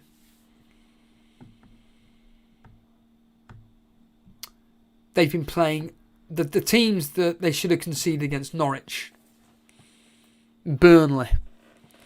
Okay, they've had some really good results. Brentford, they conceded 3. Porto, they conceded 1, but won 5-1. Conceding 2 against Man City in a 2-2. They beat Watford 5-0. Well, we all know what happened there. They had that extraordinary result against Atletico Madrid. I mean, imagine if they got that penalty, it would have been 3-3, but it ended 3-2. There's goals. As I said at the start of the stream, Man United have been in this position before, and they seem to normally get some form of positive results, it would seem. But the way Liverpool are playing at the moment, you'd be mad to back Liverpool to lose this. Liverpool seem to have there seems to be an omen around them. But, like I say, I'd be mad to back against Liverpool, and I'll probably go 2-1 to Liverpool. But it's that classic line from me. If it did end 2-1 to Man United, 3-1 to Man United, something like that, would it surprise me? No. It would not surprise me whatsoever. And, I think if you've got, again, it's the classic one of if you've got assets in that game, especially attacking ones, you should be happy. Andre saying 4-2 to Liverpool. Liverpool 3-0. Dread. Is that your Liverpool bias coming out? Nah, not for me. I can't see Liverpool keeping a clean sheet in this game. That's the one thing that I do think won't happen in that particular fixture. But just to recap for anybody new joining at the moment, I mean, I'll be going off air in a second anyway. I mean, I cannot believe I've been doing that. Fucking hell. It's an hour and a half. Good Lord. What's that?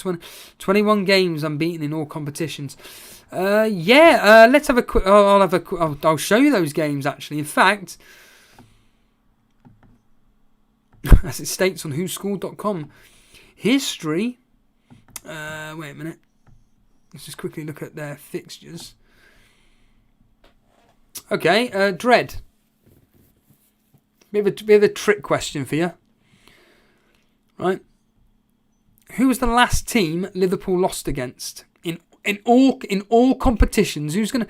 Any members watching this? Bit of a trick question. Keyword being trick.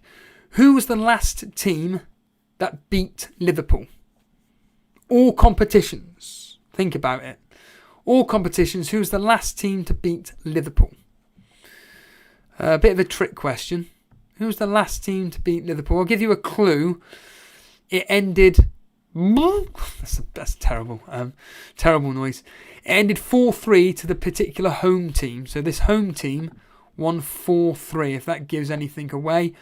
I'll give you the scorers for Liverpool, who scored 3 goals. Mane, Minamino and Chamberlain. So Chamberlain, Minamino and Mane scored the 3 goals. You're probably all Googling it. I'll give you a 5, a 4, a 3, a 2, a 1. No one's got it unless someone's screaming. That's watching this. That isn't a member that can't participate in the chat. It was Hertha Berlin. So Hertha Berlin, they beat Liverpool in a friendly. It happened on the 29th of July this year. Ended 4-3. Do you remember Jovetic? Stefan Jovetic? He scored twice against Liverpool in a 4-3 victory. So there we have it. That was the last time they won. Uncle Juicy TV Atletico. But no, you're completely right, Dread. You know, Liverpool's record as of the moment, is quite incredible. Their last 6 fixtures, 1 drawn, 1-1. Probably a draw. They've got Liverpool. They've got Liverpool next. Liverpool have got Liverpool next. Then they've got Preston in the League Cup. I mean, in that fixture, in those fixtures, when I look at the scores, you know, since the start of this season, 3-0, 2-0, 1-1, 3-0, 3-2, 3-0, 3-0, 3-3, 5-1, 2-2, 5-0, 3-2. A lot of 5s in there, a lot of 3s. So maybe I'm wrong, Dread. Maybe I'm wrong. Maybe Liverpool do score 3. Captain in Salah, captain in Mane. Come on, Dread. You know you want to do it. You know you want to do it. And even like when you look at the Premier League table, more specifically, when you look at the home form and away form, Liverpool away from home this season, 1-3, drawn 1, scored 14, conceded 3. So maybe they do keep a clean sheet. Maybe it is 3-0. Man United at home though, score 1-2, drawn 1, lost 1, scored 10, conceded 4. So this game should, based on these basic statistics, should be getting a lot of goals. Uncle Juicy TV, are you getting into AEW yet, Steve-O? Thank Alex Volo, at Alex Volo, Uncle Juicy TV, for making you moist. I'm personally loving the... So, I only watch the clips on YouTube. I don't have time to be watching Dynamite, especially... you know, when I know all the result, you know what I mean. When I know all the big results, like what happens with CM Punk, Bryan Danielson, the Young Bucks, Kenny Omega, Winner. The most intriguing one for me, if I'm honest with you, is Chris Jericho and the American Project, or whatever they're called, American Team. I find that fascinating. I've always enjoyed real life wrestling. What I mean is that when they bring the real life aspects of what's going on behind the scenes into play, I've always liked that. Whether it's WWE, AEW, I don't care. Once it gets real, that's when I love it. You know, in my history regarding WWF Attitude Era, I'm at ground zero. Don't, spoiler alert, don't tell me anything essentially what happens at ground zero, but I've literally just started watching ground zero, and this is August 1997, late August 97. And the people that are standing out for me are the likes of Ken Shamrock, as real as you get. He may not be great on the promo, but when it comes to the wrestling, fantastic. Stone Cold Steve Austin, fantastic. Just so real, so open and honest. He did an interview I saw on the Raw before Ground Zero. He's just open and honest and tells it as it is. It's fantastic. You may not believe this, but Brian Christopher, a.k.a. Grandmaster Sexay. Superb. Absolutely fantastic. Him and Jerry Lawler, his father. Brilliant. Just such bastards. You know, the way they are heels, and he's a brilliant wrestler as well, Brian Christopher. Even Jerry the King Lawler was brilliant in the ring for what he did. So 2 excellent shouts there.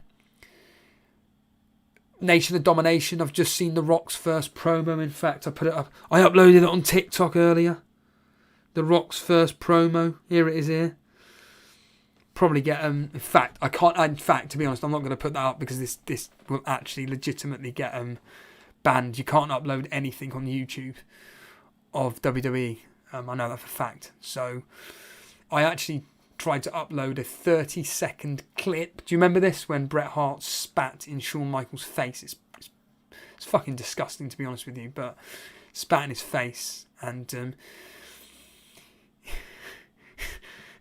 I had Y-fronts thrown at me, and I knew it wasn't Marmite or smothered in the gusset.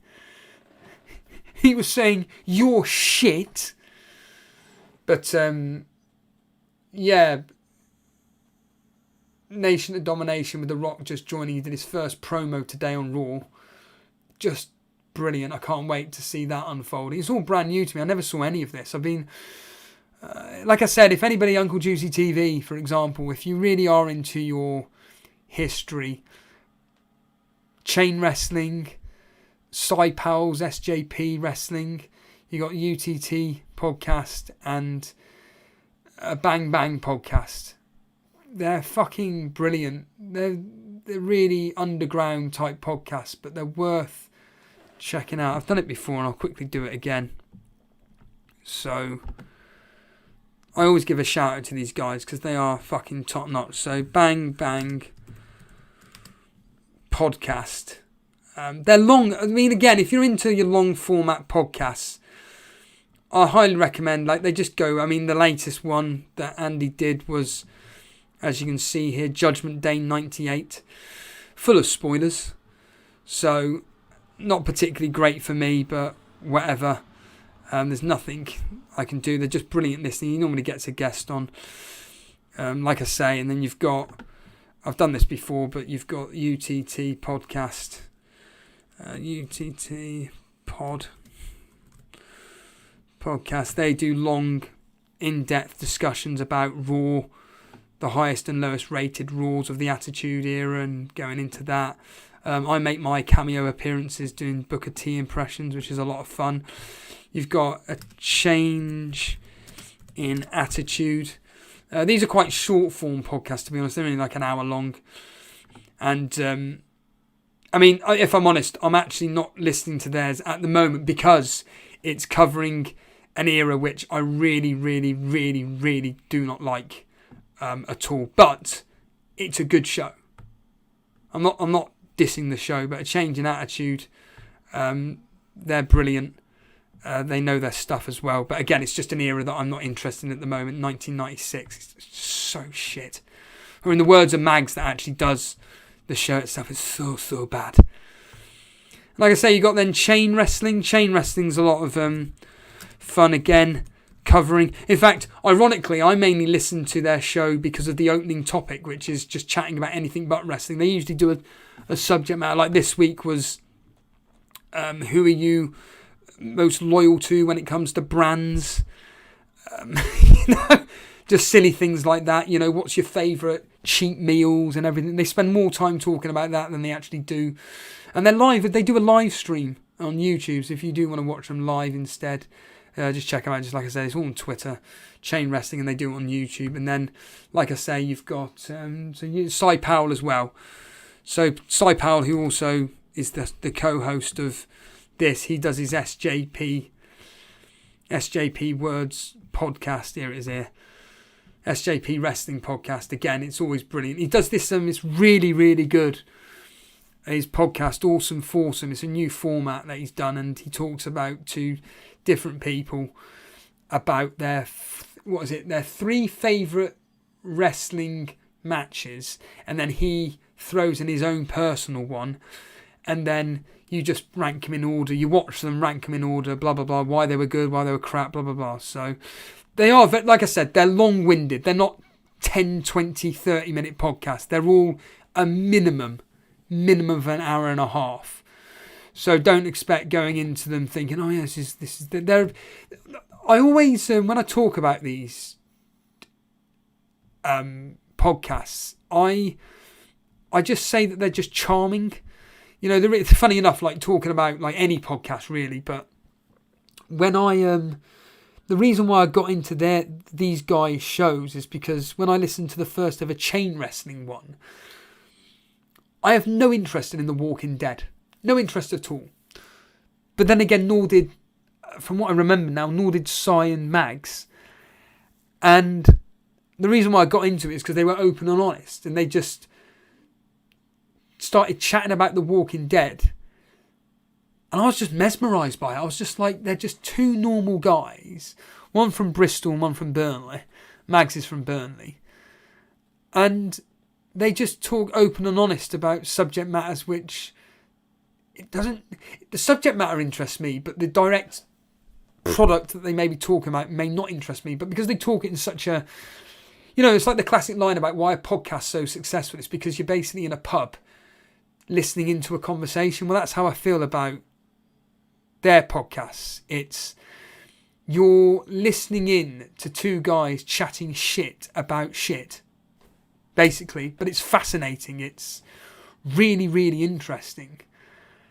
And it's podcast format, so you don't need to be watching anything if you can just listen into it. And yeah, I personally just got addicted to their show. And then Cy was doing his own personal podcast covering the 2000 era. He did it with a wrestler called David Eaton. He's a British wrestler, David Eaton, and they were covering my era of wrestling, the 2000, and just 2.5 hour long pods talking about Royal Rumble 2000, Backlash, WrestleMania, so on and so forth. Fascinating.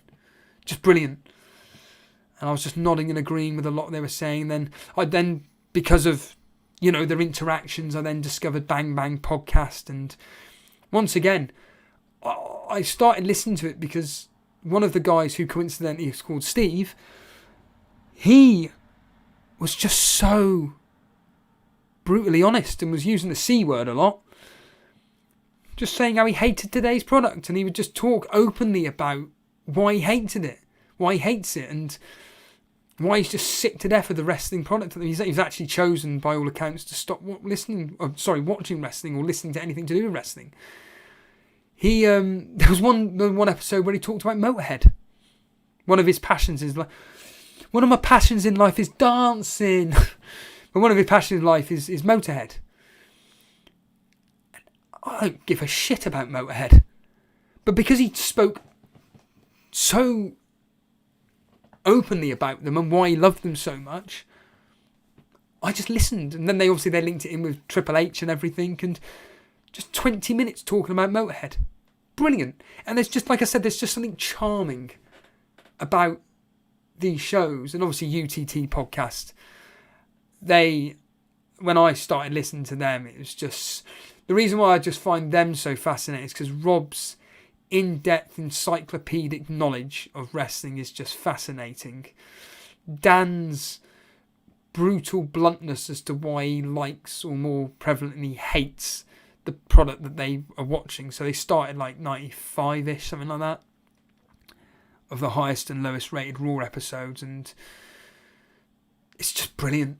I can't explain why it's so good, but I can't put into words why it's so good. It's just, like I say, they're long form podcasts, but if you've got the time, it's like I've started listening to this Lost podcast called Down the Hatch.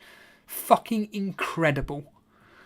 They're like fucking 2.5, 3 hours long. I know for a fact that one of them, which is covering the final episodes of Lost Series 1, for example, 5 hours long. I cannot fucking wait to listen to that. Their impressions of the Lost characters, especially Saeed. Take me to the transmitters. Once we get to the transmitters. Oh, a minute, I can actually do a Saeed, but I've been speaking so long, my head's all over the place now. John Locke. Why are we here, Jack? It's our destiny, Jack. The destiny. We're here for a reason, Jack. Anyway. But yeah, I find that this Lost podcast absolutely brilliant. Just the detail they go into it, and they just go in chronological order. Two American guys. They're still doing it now. It started in 2019. Late 2019. And by weird coincidence, the last episode I listened, which was today on the drive back home, was tying in with Halloween. So I'm 2 years behind.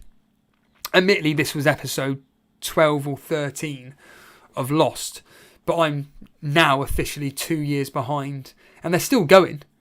They're up to series 6 of Lost, and they're coming towards the end. I've sent a few messages to them, and I've basically just said, look, I know you're like 5 series ahead of me, but I just want to say how good your podcast is, and I just want to make it clear that, look, I've only just watched the ending to Lost, and I fucking hated it. And I was so pissed off that I've invested all this time and energy into a show that was so amazing in series 1 and 2, and just kind of like almost fell off a cliff, basically, which really annoyed me. But, you know, Series 6 is just so I hated it. I fucking hated it. Really annoyed me, as you could probably tell. But I just messaged him and that and everything, and I said, look, if you want to read out my correspondence, by all means do. But yeah, I'm really invested into that. And it's like I say, I listen to a lot of different podcasts. You know, my main ones being those wrestling ones. They only do like with those. Just to let you know, Uncle Juicy TV, they only do like once a week, so it's not like they're releasing one a day. So yeah, those wrestling podcasts are once a week, and like I say, with the Lost podcast, I put it out on Twitter the other day, but like I actually downloaded a load of them all in one go. But if you can see on screen here, if you can, I should doubt you can, but there it is. That's all. I've downloaded like 6 or 7 already, so I've got episode 13, and I've gone all the way up to episode 16. So that's 1, 2, 3, 4. That's 5 episodes that I've got to catch up with. I say catch up with that I've already downloaded, so I won't be downloading them for a very long time. Like I say, there's like years and years, quite literally years worth of podcasts to get through. And yeah, like I say, then I've got like the Mind Pump podcast, which is just for me a must listen. If in fact they're a prime example. If they were to say, look, we can't do this for free anymore, we will charge X amount of money, I'd fucking pay 20 quid. I'd happily pay Mind Pump £20 a month, you know, because they're that fucking good. Their knowledge and, you know, their experience in the health and fitness world and everything, and their tips are so fucking good. I'd happily pay 20 quid for them. And that's my point. It's all about what value you get from a service. And I've already suggested to the Unbooking the Territory podcast, UTT, that I really do think that they've got something there where they can set up a Patreon, and they've got the knowledge and the information to back up them doing a Patreon. I said I'd happily pay £5 a month if you were to like cover a, you know, once a week a pay-per-view of their choice or whatever. Maybe going to like the pay-per-views that what they're covering at the moment, you know, that they're in the year 2000 at the moment, towards the end of year 2000, which is awful. This is when Rikishi had run over Stone. It was awful. Fuck again. I hated it so bad. That mid to late 2000s was awful in WWE. 2000 after Backlash, it just went from there to awful. But anyway, that's just my opinion. I mean, that Rikishi storyline was abysmal. Just, no. Anyway, whatever. But I've always said, like, to them, like, it'd be amazing if they did, like, a podcast about a pay-per-view of that time or whatever. You know, like I said, I'd happily pay, like, contribute, like, a £5 towards them and stuff. And we're hoping to get them to on as guests next week, Friday. So I've already put out a invitation to them. They've accepted it for so this will be next week Friday. Dan and Rob could be joining us, or should be joining us, and then the idea is for me to record another podcast with them on reviewing a Raw, basically. But yeah, we need to sort that. But fuck me, what an off the topic thing that was there. And what's that got to do with fantasy football? Nothing is the answer. Absolutely nothing. But I'm going to clear off. That's been nearly... what's this here? Uncle Juicy TV. Yes, the M&A crossover is awesome. The Nation of Domination totally gave The Rock the platform for greatness. Yep. Season 1 and 2 of Lost were absolutely gold. Yes, they were fucking incredible. They were... Yeah, Uncle Juicy TV saying Rikishi did it for The Rock. The reason why I hate that storyline didn't make sense, and I'll tell you why, because I did the history of this. I started at January 2000 back in... So this will be the year 2016. 2016, I said, right, I'm going to watch every single Raw and just see where WWE or Raw fell off a cliff. 2004 is the answer. But I always remember rewatching that and going, Rikishi is one of the most over wrestlers in this company at the moment, along with Too Cool. And you've just fucking gone, oh, you're a bad guy now. Oh, fucking absolute fail. But yeah. Hello, our man Dylan. Good evening and good night. I'm heading off now. I've essentially been chatting for nearly 5 hours straight. So without going over it, I chatted to my housemate Steve for about 2.5, 3 hours. And now I've just been speaking for 2 hours on this. If you want anything to do with fantasy football, just go from minute 30 up to an hour and a half, essentially. But just to let you know, man, Dylan, I did my transfer the other day, Saturday evening last week. Chilwell in for Alonso, and I'm captaining Salah. So that's it, really. But that's been a lot of fun. First stream back, fuck me, nearly 2 fucking hours, and I just want to say thanks for all you guys. I mean, it'd be amazing to in fact, in the replay, for anybody that isn't a member, that can't get access to the chat, fair enough. If you were here from the beginning, just let me and Jason know in the comments if you were here from the beginning. Let us know in the comments once the video's ended. Let us know, and it'd be fascinating to hear who's listening from the beginning to the end. And all you members, thanks for participating and whatnot. And yeah, it's the classic line. If you do want to be part of these streams, chat-wise, the membership is available next to the subscribe button. You just have to hit the join button. But I think it's only available in certain countries or whatever. But other than that, cheers everybody for watching. I am now going to stretch. What was it? What does David Brent say? Healthy body, healthy mind. Yeah. But just to let you know again, just a quick reminder that me and Jason are going to be live tomorrow on the deadline. It's not going to be a deadline stream per se. It's going to be on tomorrow's deadline day. So we're going to be live about 6ish probably. And just follow us on the socials. Basically, plural being socials. We only use Twitter. Essentially, it's just me on the Twitter Elite FPL. But I don't even use the Elite FPL Twitter, to be honest with you. I only use my own one. So just uploading Office, the bill, and extras. Did Ronaldo to Vardy? Our man Dylan saying, did Ronaldo to Vardy? Are they regret it? Ronaldo to Vardy. Well, I have, just to let you know my predictions for those games. More specifically, the current history and the actual history. To be honest, it looks like there could be goals in both Brentford and Man United games. So really, you're probably going to break even. Our man, to be honest with you. So I think it's a perfectly fine move. I think that, was it worth doing though? I don't know. I have a feeling that Ronaldo's probably going to return against Liverpool. I have a feeling that Man United are going to do over Liverpool. But the recent history and the history doesn't suggest that at all. You'll be pleased to know, and the history's been doing pretty well over the last several weeks. So, but yeah, right, I'm legitimately clearing off now. So thanks everybody for watching, and I will catch you guys tomorrow. It'll be an open one this time, open chat. So get your queries into Jason tomorrow afternoon, for fuck's sake. I'm just going to sit back like this and let Jason do all the fucking talking. Because I don't think I'll have a voice after tomorrow. So yeah, cheers everybody, and I'll catch you tomorrow around 6 o'clock-ish. Stay tuned in the Elite FPL Twitter or Discord for when we're